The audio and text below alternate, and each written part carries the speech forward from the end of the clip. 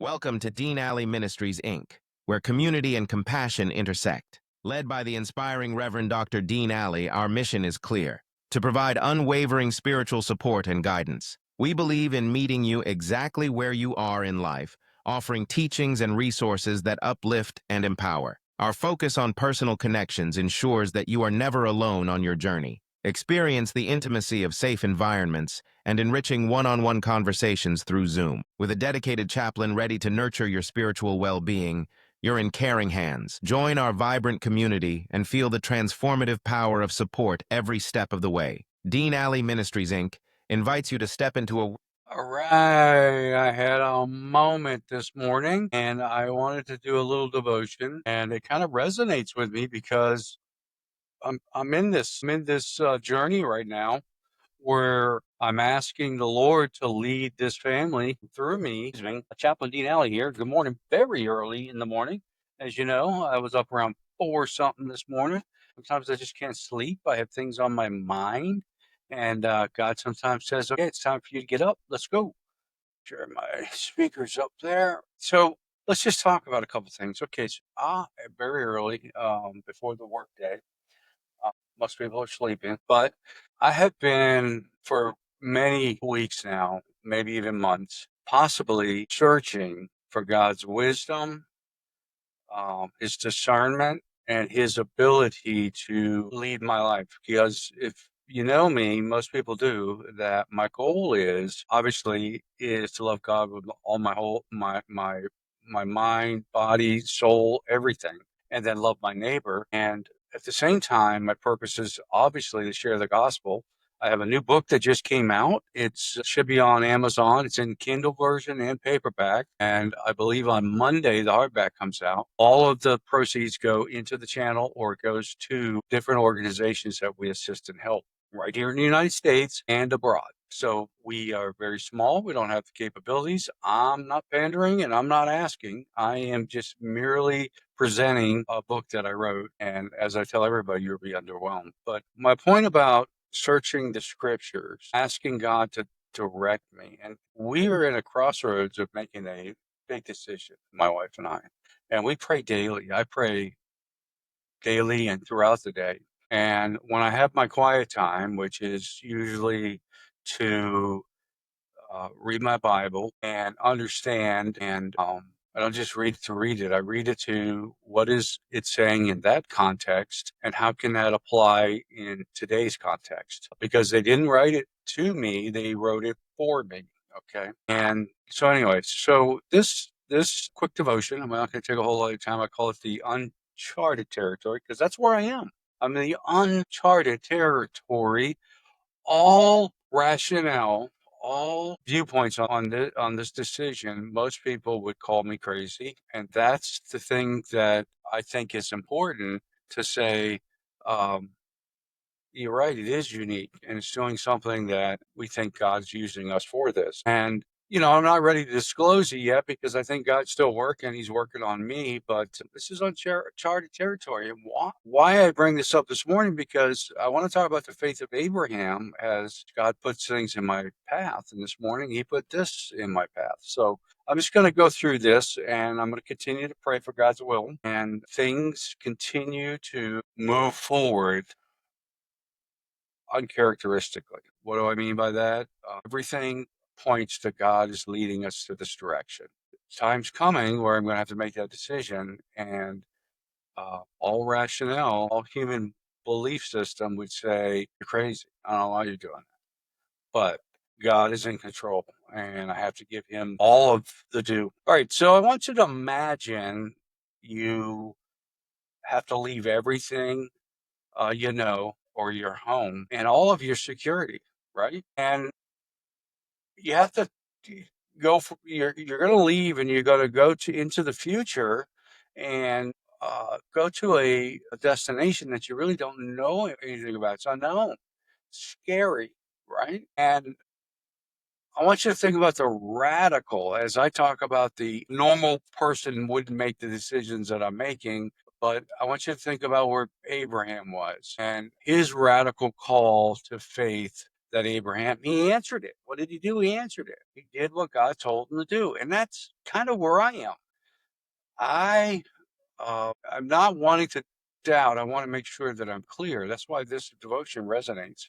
Um, and he took that, answered it, and he went on a journey of trust and obedience to God. And it echoes today. What Abraham did then echoes today in precept and principle somewhat for us to make a decision. And um, I want to explore that a little bit, just in three quick bullets. I'm not going to take a whole lot of your time. I've already taken up a little bit. But the first point I want to do, and again, this shapes our lives on some of these decisions. And when he took that step of obedience and discovered how he could shape his life, I want to kind of use it in my life, and maybe it could be a blessing to you.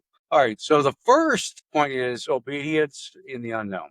So we know that scripture in Hebrews 11:8 says, by faith, Abraham, when he was called to go out in a place which he should after receive for an inheritance, obeyed and went out, not knowing whither he went.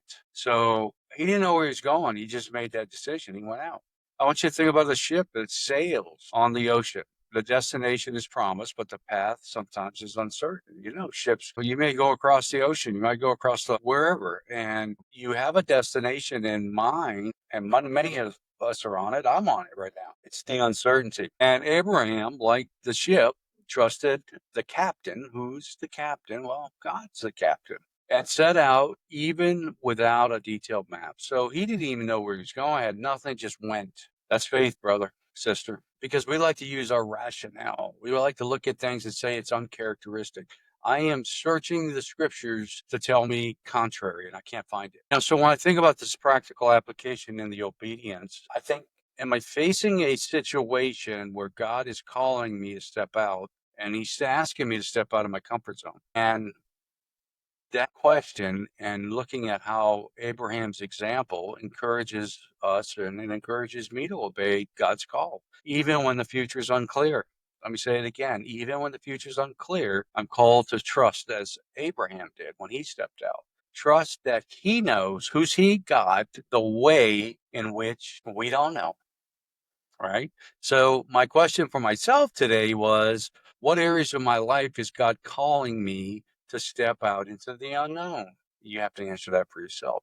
Number two, dwelling in the promise of the living, dwelling in promise, living in the tension. There's tension, and I know it's here in this home about some decision making, and we have to trust. We can't be selfish. And that's what my point is. I'm not there. When I think about Hebrews 11:9, by faith he sojourned in the land of promise as in strange country, dwelling in the tabernacles with Isaac, Jacob, and the heirs with him of the same promise. Imagine traveling and camping. You're a traveler that's camping in a foreign land. Pretend you've never been there. You know that you're just passing through, and their true home, or our home, lies elsewhere. Well, Abraham, same thing.